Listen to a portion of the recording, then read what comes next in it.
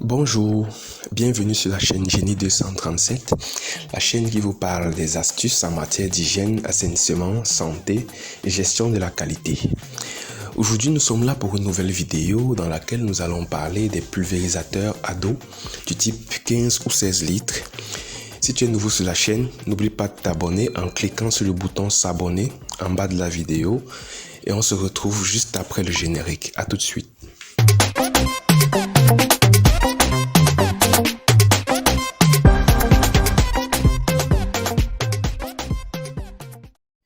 Déjà, ce qu'il faut savoir, c'est que le pulvérisateur à dos, c'est un matériel de travail qui est très important pour les spécialistes de l'environnement, particulièrement ceux qui s'appliquent dans le domaine du génie sanitaire ou de l'agriculture par exemple. Donc, le pulvérisateur à dos qu'on va voir aujourd'hui est celui qui a une capacité de 16 litres, comme vous pouvez le voir en vue 3D, en image présentement. C'est un appareil qui va permettre, notamment aux spécialistes du génie sanitaire, d'appliquer les produits d'hygiène publique, notamment pour des travaux, par exemple, de lutte antivectorielle, au sein des domiciles ou dans l'environnement de façon générale.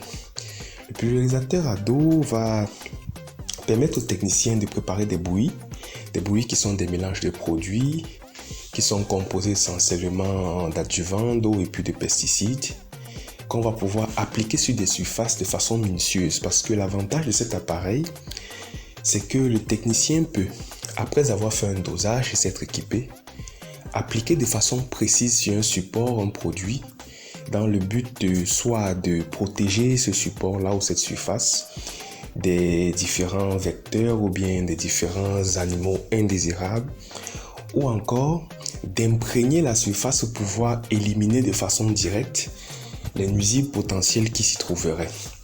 Donc, généralement, c'est un appareil qui va être utilisé lorsqu'il est porté au dos. Les différentes parties de cet appareil sont les suivantes. Premièrement, nous avons le régulateur de pression. C'est le dispositif qui permet aux techniciens durant le travail de régler la pression de l'appareil pour pouvoir mieux calibrer le jet du produit. La deuxième partie, c'est le support. C'est un support ou un levier qui permet de manipuler ou de pomper le produit qui est à l'intérieur de l'appareil afin de créer une pression pour amener le produit vers la lance. En troisième position, nous avons la lance. La lance est généralement un tube en plastique, en fibre de verre ou métallique, par lequel le produit pompé va pouvoir être dirigé vers un point de sortie pour arroser une surface. Ensuite, en quatrième position, nous avons la chambre de pression. C'est quoi la chambre de pression? La chambre de pression ici, c'est le dispositif qui est logé à l'intérieur du pulvérisateur et qui permet d'absorber la bouillie et de la compresser afin de créer une pression lorsque celui-ci va être dirigé vers la lance. En cinquième position, nous avons le poignet ou bien lance de transport. C'est une sorte de manche qui est au-dessus de l'appareil et qui permet de transporter l'appareil de façon confortable lorsqu'on doit se déplacer. En sixième position, nous avons l'ouverture de remplissage.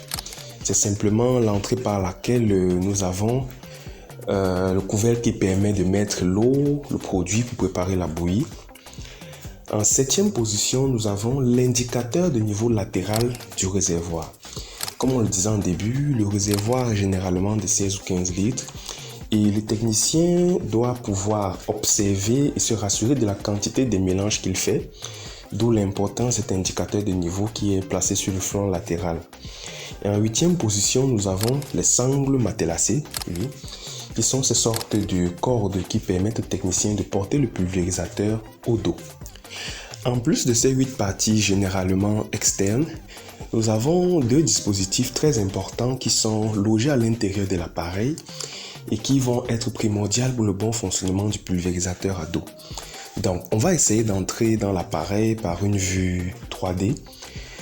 Une fois que nous y sommes, on peut se rendre compte que sous le couvercle qui permet de faire entrer l'eau et le produit pour faire le mélange, nous avons un tamis qui permet de faire la filtration de l'eau et tous les produits qui passent dans le réservoir pour pouvoir augmenter la longévité de l'appareil et empêcher que les conduits ne se bouchent.